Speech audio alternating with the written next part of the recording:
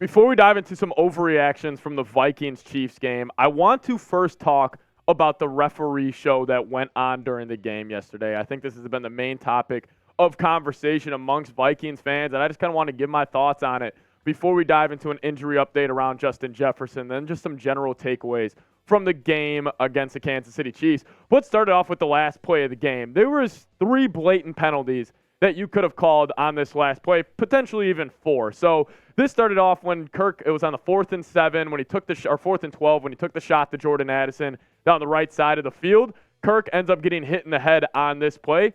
Should have been roughing the passer. It ends up going crown to crown there. That could have been called. On that same play, you can see C.J. Ham right here. Chiefs defender is blitzing. He gets straight hands to the face on C.J. Ham. That just should have been called. And yes, you could make the argument also that the Vikings could have got a DPI on Jordan Addison on that play, but the ball was deemed uncatchable, which I get. I think that was the right call, but there was also 3 other penalties, including this one. L'Jarius Sneed, who also after yesterday's game, L'Jarius Sneed is the biggest loser in the NFL. He just pissed me off that entire matchup.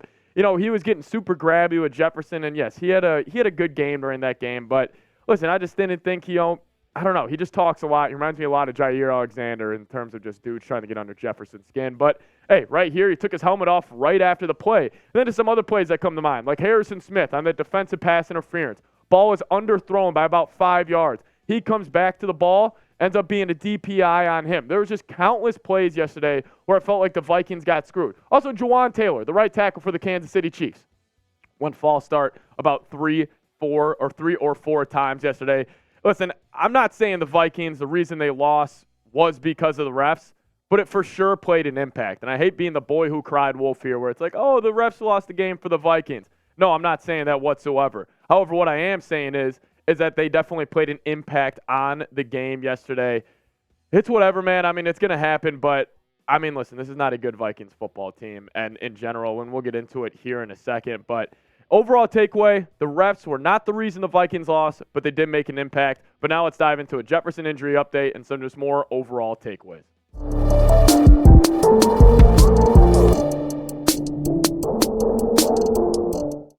Coming up on today's edition of Vikings Now, we're going to be giving you guys the latest Justin Jefferson injury update after he did tweak his hamstring late in the 4th quarter, which actually did held him out for the rest of that ball game. Then we're just going to be going over some overreactions from the Chiefs game, as, you know, it seems like the ceiling is falling on top of the Vikings right now. But I got some general takeaways. I'll tell you what, I'm going to rip into TJ Hawkinson pretty well, so make sure you guys stay tuned for that. But let's kick it to Kevin Seifert here. He had the breakdown on Twitter this morning about the Jefferson hamstring situation, and he tweeted out this. Kevin O'Connell is saying that Justin Jefferson is still going through tests on the hamstring. Said Jefferson is down today given his competitiveness and that the team will have to make sure it protects him from himself. And my takeaway on this, don't play next week.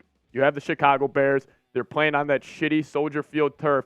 There is no reason for Jefferson to risk it and play next week.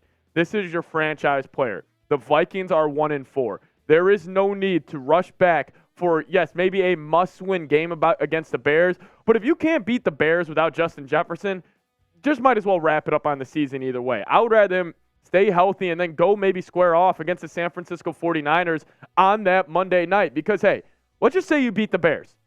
You go to 2-4, right? Probably going to lose to the Niners. You're 2-5. These are 3 winnable games right here. I'm not a fan of either of these teams. Somehow, if you could get by the end of Week 10 and you could be 5-5 with the rest of the season underway, you're sitting there. But let's just say you rush Jefferson back and he tweaks it, and then he's kind of shaky for all of these games. I don't know. Soldier Field, terrible field. Don't risk it, especially with a hamstring injury. Jefferson, don't play this week. Like Kevin said, save Jefferson from himself. But, hey, I want to get down in the comment section and show number 18 some love. You know, he is probably going down as one of my favorite Vikings players of all time, just the way he handles himself on and off the football field, and he obviously is a dog on the football field. So show him some love. Type those 18s down in the comment section. I want to see at least 1,000 of them showing the best player on the Vikings some love. Let's dive into it now. Top overreactions from the Chiefs' loss yesterday when the Vikings did drop the game, 27-20. And I think the main topic of conversation, besides the refs that we touched on at the beginning of today's show, TJ Hawkinson, he might just stink. And I know this is tough. Like, obviously, I'm holding him to the standard of being the highest paid tight end in the league. Yes, he is probably still a top 7 top 8 tight end. But he had 3 brutal drops yesterday. And I got one thing to say to TJ Hockenson. Why don't you show up to practice? Why don't you, instead of sitting out all training camp complaining about not getting a contract extension, why don't you have some balls and do what Jefferson did and actually show up to practice even though you're unhappy with your contract situation and you wouldn't be dropping countless footballs yesterday? It just pisses me off, and I think it's starting to rub a lot of Vikings fans the wrong way because this was a dude who throughout the whole offseason said, I want to be paid. I want to be the highest paid tight end. All this stuff. Well, you play like a mediocre tight end. You're getting paid $17 million a year. There is a reason the Detroit Lions traded him to our football team. Teams don't trade in the division in the NFL. There's a reason they sent him to Minnesota, and now they have Sam Laporta, who is a better tight end than TJ Hockenson. He's been pissing me off this whole year. He has been honestly bad this whole year. He doesn't make dudes miss. He doesn't run anybody over, and he's had drop issues. He's a mediocre tight end, and he's getting paid $17 million a year. Why don't you show up to training camp, and maybe some of those problems would be fixed. Another dude who also stinks. Alexander Mattison. The one screenplay that just drove me up the wall, 27-20. This was right before the debacle about all the penalties and everything. 27-20. Vikings run a screenplay. There is all open area in front of Madison. Turns his head too quick, drops the football. He catches that football, makes one step up or turns it upfield. That's a touchdown. We have a tie ball game in Minnesota. Listen, he played better last week. He's been running harder. But this Vikings offensive line, which I should get to in here in a second, they are playing very good football. He has not. I would go all Cam Akers, all Ty Chandler. Ty Chandler even had that fake punt that he brought back. So I give Ty Chandler some love. He looked good in preseason. He's always looked good. I'm a big fan of him. But Madison, Hockenson, you guys both stink. I got 3 more takeaways for you guys here in a second, but I do want to give a huge shout-out to today's sponsor, that being Prize Picks.